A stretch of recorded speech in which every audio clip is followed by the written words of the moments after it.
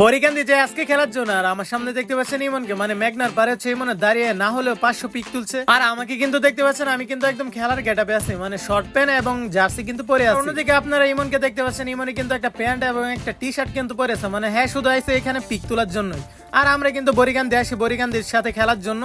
আর এখানে কিন্তু আমি দাঁড়াইতেই পারতাছি না, মানে আরাফাতে কিন্তু কোন রকম এখানে বসে ইমনকে পিক তুলে দিতেছে। আর সত্যি বলতে মেঘনা নদীর ভিউটা কিন্তু দেখতে ভালোই লাগতেছে। আর ইমনে কিন্তু এখানে পিক তুলে, আর পিক গুলো কিন্তু ভালোই সুন্দর উঠে। তাও আবার মেঘনা নদীর মধ্যে একটা নৌকার মধ্যে, মানে একটা নৌকার মধ্যে দাঁড়িয়ে এবং বসে সুন্দর সুন্দর কিছু পিক তুলেই মনে।